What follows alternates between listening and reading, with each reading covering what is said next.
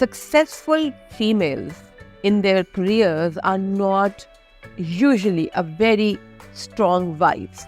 So इसको मैं आपको आम ज़बान में एक्सप्लेन करने के लिए समझाती हूँ कि जनरली हमारी बहुत फेवरेट खातून Shafaq Ahmed and Bano Qudsia, one of my favorite couple, and I'm lucky that they are my family members. So Bano आपा से, हम बानो कुद्सिया को बानो आपा कहते थे, तो बानो आपा से एक दफ़ा मेरी इस पे डिस्कशन हो रही थी, तो उन्होंने मुझे बड़ी खूबसूरत एक बात बताई जो मैं आपसे शेयर करना चाहती हूँ, बिकॉज उनकी हर words is like a treasure for all of us.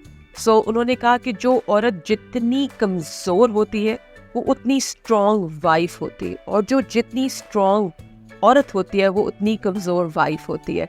So this is the base of this video where I will be talking about कि ये जो सक्सेसफुल ख़वातीन है ये यूजुअली अपने रिलेशनशिप में क्यों स्ट्रगल कर रही होती है. ईदर इनके रिलेशनशिप बहुत कॉम्प्रोमाइज्ड होते हैं, या उनके रिलेशनशिप बिल्कुल ख़त्म होने के करीब होते हैं, यानी कि उनमें कोई लाइफ नहीं होती, या वो डिवोर्स्ड होती है. सो इसका मैं कतन ये नहीं कहना चाह रही कि सक्सेसफुल औरत कभी खुश नहीं हो सकती, बट जनरली जो एग्जिस्ट कर रहा है उस पे पहले थोड़ी सी नज़रसानी करते हैं कि ऐसे क्यों हो रहा है. क्योंकि आई एम श्योर आपने भी अपने अराउंड जो ख़वातीन देखी हैं, औरत में बैलेंस मुश्किल है, क्योंकि औरत की टेंडेंसी मल्टीटास्किंग तो है, और वो मल्टीटास्किंग कर सकती है, और वो एक वक्त में बहुत सारे काम कर सकती है, बट उसमें बैलेंस रखना ज़रूरी नहीं है. तो जिस चीज़ की जिस वक्त प्रायोरिटी है वो बहुत अच्छा कर लेगी, और बाकी सब चीज़ों को बेयर मिनिमम चला लेगी. सो अगर आप अपने रिलेशनशिपों को फॉर ग्रांटेड लेना शुरू कर दें और अपने काम को ज़्यादा इम्पोर्टेंस देना शुरू कर दें, तो वो बैलेंस आउट हो जाता है. ऑल्दो दैट वो घर का काम चल तो रहा है, बट उसमें वो क्वालिटी नहीं है जो उसके काम में आती है. So this can be one of the reasons. When I am saying this, I am not saying कि कम्प्लीटली ये ही हर कपल का बेस लाइन है, बट ये एक रीज़न ज़रूर है. सो विद दीज एक सक्सेसफुल ख़वातीन, एक चीज़ जो हमें इनकी चाइल्डहुड से पता लगती है, according to the psychologist, they are raised with high expectations of performance. So उनके पेरेंट्स उनको इतनी हाई एक्सपेक्टेशन देते हैं, उनको कभी ये एक फीलिंग दे देते हैं कि वो फेल नहीं कर सकती, and they have to do more. So they become achievers, they become high achievers, और वो हाई अचीवर बनने के लिए वो सेल्फ क्रिटिकल हो जाती है. सो वो ज़्यादा मेहनत करती है, वो गलती नहीं करती, वो हर चीज़ को बहुत ध्यान से करती है.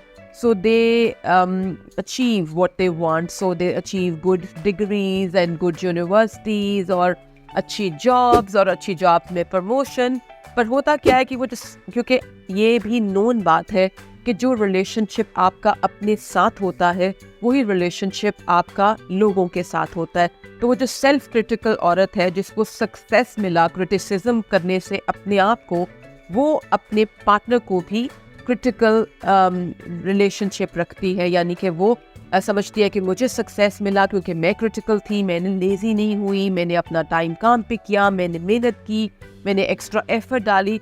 सो यही क्रिटिसिज्म वो अपने हस्बैंड की तरफ, बिकॉज शी डजंट वांट कि उसका हस्बैंड भी फेल हो, तो वो उसी गुड इंटेंशन से अपने हस्बैंड पे भी क्रिटिकल चीज़ें करना शुरू कर देती है कि ये टाइम पे करो, ये करो, यूँ करो, ये ना करो, जल्दी सो, एक्सरसाइज करो, कम खाओ, फ्रेंड्स को कम मिलो, टाइम कम वेस्ट करो, नेटफ्लिक्स या स्पोर्ट्स कम देखो. सो ये करते करते इनके रिलेशनशिप में इतना क्रिटिसिज्म आ जाता है कि अथॉरिटी फिगर बन जाती है फीमेल इन अ कपल, और relationship of a man with authority is compromised. आदमी को अथॉरिटी फिगर के साथ रिलेशनशिप रखने की आदत नहीं होती, क्योंकि उसने चाइल्डहुड में अपने पेरेंट्स के साथ, क्योंकि बाय नेचर वो रेबेलियस होता है, तो उसका एक रिलेशनशिप क्रिटिसिज्म के साथ नेगेटिव हो जाता है. जब रिलेशनशिप कपल में भी अथॉरिटेटिव या क्रिटिकल हो जाता है तो रोमांस एंड इंटिमेसी चली जाती है.